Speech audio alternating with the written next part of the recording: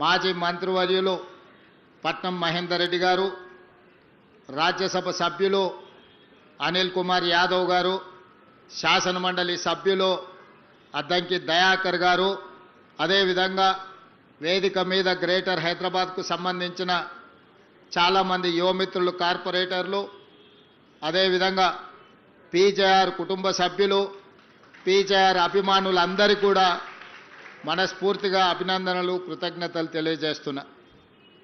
మిత్రులారా, ఈ జంట నగరాలలో దాదాపుగా ఒక 20-25 సంవత్సరాలు కనీసం పీజేఆర్ శకం నడిచింది.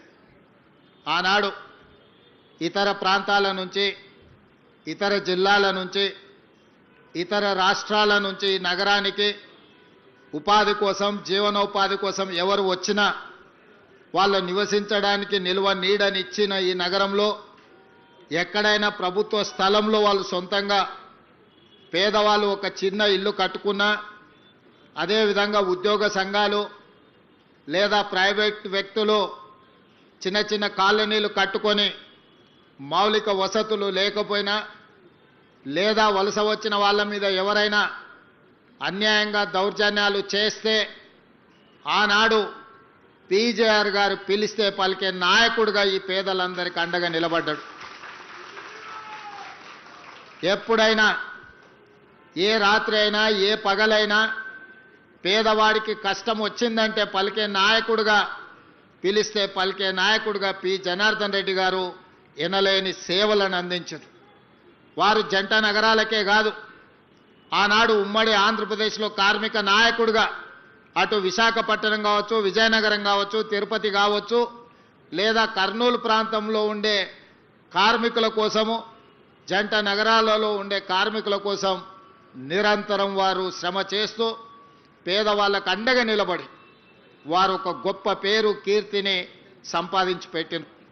అదేవిధంగా 1994 నుంచి 99 వరకు సిఎల్పి నాయకులుగా వారు చేసిన పోరాటం ఎప్పటికీ జంట నగర వాసులు మర్చిపోరు. ఆనాడు ముఖ్యంగా ప్రధానంగా 1989 నుంచి 92 వరకు దోమల్గూడలో ఉన్న ఏవీ కాలేజీలో నేను విద్యార్థిని, నేను డిగ్రీ చదువుకునేటప్పుడు ఆ దోమల్గూడ ఏవీ కాలేజ్ పక్కనే పి జనార్దన్ రెడ్డి గారి ఇల్లు ఉండేది. ఏ రోజు మేము కాలేజీకి వెళ్తున్నా వందలాది మంది పీజేఆర్ గారి ఇంటి ముందల పేదవాళ్ళు వారిని కలవడానికి, వారి సమస్యల్ని చెప్పుకోవడానికి వాళ్ళు ఎప్పుడూ పీజేఆర్ని కలిసేది. ఎప్పుడు చూసినా జనాల సందడితోని పీజేఆర్ గారి ఇల్లు సమస్యల పరిష్కారానికి ఒక జనతా గ్యారేజ్ లాగా ఆనాడు పీజేఆర్ గారి ఇల్లు దోమల్గూడలో పేదలకు ఒక ధైర్యంగా పీజేఆర్ గారి నివాసం ఆ రోజు పేదలకు అండగా ఉండే. ఆనాడు విద్యార్థిగా పి జనార్దన్ రెడ్డి గారు మంత్రిగా ఉన్నప్పుడు పి జనార్దన్ రెడ్డి జంట నగరాల సమస్యల కోసం పోరాడుతున్నప్పుడు వారిని చూడడం జరిగింది. ఇదే కాదు, వారు ప్రతిపక్షంలో ఉన్నప్పుడు హైదరాబాదు నగర దాహార్తిని తీర్చడానికి హైదరాబాదు నగరంలో తీవ్రమైన నీటి ఎద్దడి సమస్య ఉండేది. ఎండాకాలం వచ్చిందంటే సచివాలయం ముందు కుండల ప్రదర్శన ఉండేది. వేలాది మంది మహిళలు అక్కడ పీజేఆర్ గారి నాయకత్వంలో ధర్నాలు చేసేది. ఆనాటి ప్రభుత్వం మీద పీజేఆర్ గారు చేసిన పోరాటం వల్ల కృష్ణానది జలాలను తీసుకొచ్చి నాగార్జున సాగర్ నుంచి హైదరాబాద్కి కృష్ణానది జలాలను తరలించి హైదరాబాదు నగర ప్రజల దాహార్తిని తీర్చడానికి ఆనాడు పీజేఆర్ గారు చేసిన పోరాటమే ఈరోజు హైదరాబాదు నగర ప్రజల యొక్క దాహార్తిని తీర్చే అవకాశంగా ఏర్పడ్డది. ఆనాడు వారి పోరాటమే భవిష్యత్తులో గోదావరి జలాలు, మంజిరా జలాలు, సింగూరు జలాలు, కృష్ణానది జలాలను తీసుకొచ్చి దాదాపుగా 1,20,00,000 మంది జనాభా ఉన్న ఈ నగరానికి ఈరోజు తాగునీటి సమస్యను తీర్చడం జరిగింది.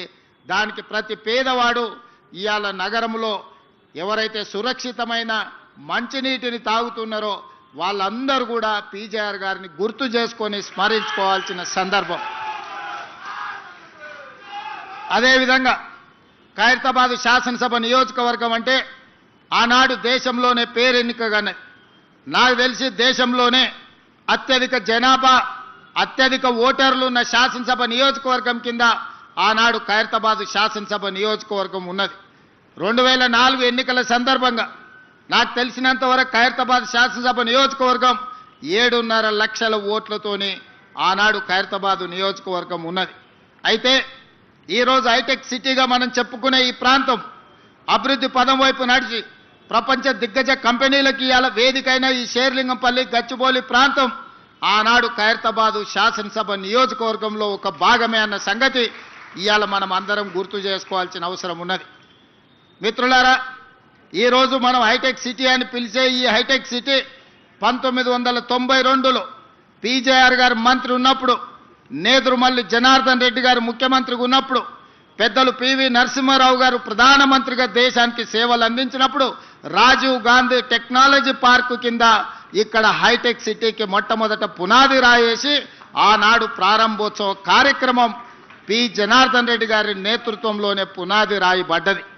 ఆ తర్వాత కాలాంతరంలో దాన్ని మహారాష్ట్రకు తరలించాలని కుట్రలు జరిగితే కూడా పీజేఆర్ గారు అడ్డంబడి ఆ హైటెక్ సిటీని ఆనాడు రాజీవ్ గాంధీ టెక్నాలజీ పార్క్గా పిలిచిన ఆ సాంకేతిక నైపుణ్యాన్ని ఇక్కడనే వారు ఆపినారు.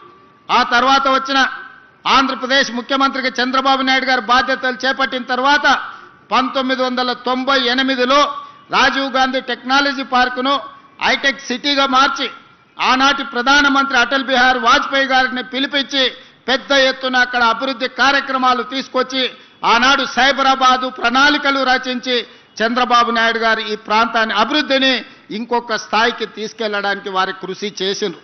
ఆనాడు పివి నరసింహారావు గారు ప్రధానమంత్రిగా ఉన్నప్పుడు పి జనార్దన్ రెడ్డి, నేదురుమల్లి జనార్దన్ రెడ్డి గారు మంత్రిగా ముఖ్యమంత్రిగా ఉన్నప్పుడు వేసిన శిలా ఫలకమే పునాది రాయే ఆ తర్వాత హైటెక్ సిటీగా మారింది. అటల్ బిహారీ వాజ్పేయి చంద్రబాబు నాయుడు గారి నేతృత్వంలో ఈరోజు ఈ ప్రాంతం అంతా విస్తరించింది. ఇవాళ ఈ ప్రాంతంలో ప్రపంచ దేశాలలో దిగ్గజ కంపెనీలైన అది గూగుల్ కావచ్చు, ఇన్ఫోసిస్, మైక్రోసాఫ్ట్ కావచ్చు, ఇట్లా చెప్పుకుంటూ వెళ్తే 500 ఫార్చ్యూన్ కంపెనీలలో 85 ఫార్చ్యూన్ కంపెనీలు ఇవాళ ఈ ప్రాంతంలో షేర్లింగంపల్లి నియోజకవర్గంలో వాటి కార్యక్రమాలు కొనసాగిస్తున్నాయంటే ఆనాటి ప్రధానమంత్రులు పివి నరసింహారావు గారు, అటల్ బిహారీ వాజ్పేయి గారు తీసుకున్న నిర్ణయమే ఈరోజు ఈ నగరం ఒక మహానగరంగా రాణించడమే కాదు, ప్రపంచ దేశాలలో ఉన్న దిగ్గజ కంపెనీలు ఇవాళ ఈ ప్రాంతానికి వచ్చినాయి. లక్షలాది మంది నిరుద్యోగ యువకులకు ఉద్యోగ ఉపాధి అవకాశాలు కల్పించినాయి. ఇదే కాదు, ఇవాళ ఈ తెలంగాణ ఆర్థిక ఆదాయంలో దాదాపుగా 60-65% నగరం నుంచే ఆదాయం వస్తుంది. ఆ ఆదాయమే ఈరోజు తెలంగాణ రాష్ట్ర అభివృద్ధికి మనం వినియోగించుకుంటున్నాం. మరి అలాంటిది ఈ నగరాన్ని ఇంకా గొప్ప నగరంగా తీర్చిదిద్దాలన్న ఆలోచన మళ్ళీ శ్రీమతి సోనియా గాంధీ గారి నేతృత్వంలో ఏర్పడ్డ తెలంగాణ రాష్ట్రంలో ప్రజాపాలన ఇందిరమ్మ రాజ్యం వచ్చిన తర్వాత 2023 డిసెంబర్ 7 నాడు మళ్ళీ అదే సంకల్పంతో అభివృద్ధి పదం వైపు నడిపించాలని మేము ముందుకు వచ్చినాం. దాంట్లో భాగంగా అరకపూడి గాంధీ గారు కావచ్చు, మహేందర్ రెడ్డి గారు కావచ్చు, గద్వాల విజయలక్ష్మి గారు కావచ్చు, డిప్యూటీ మేయర్ కావచ్చు, లేదా వేదిక మీద ఉన్న చాలా మంది కార్పొరేటర్లు ఈ నగర అభివృద్ధిలో భాగస్వాములం అవుతాం, మీకు అండగా నిలబడతాం, మీరు చేసే ప్రయత్నానికి మేము సంపూర్ణంగా సహకరిస్తామని చెప్పి ఈరోజు ఈ ప్రజాప్రతినిధులందరూ కూడా ముందుకు వచ్చి ప్రభుత్వం చేసే అభివృద్ధి కార్యక్రమాల్లో భాగస్వాములు అవ్వడమే కాదు, వాళ్ళ అనుభవాలను, వాళ్ళ సూచనలను ఈరోజు ప్రభుత్వానికి అందిస్తున్నారు.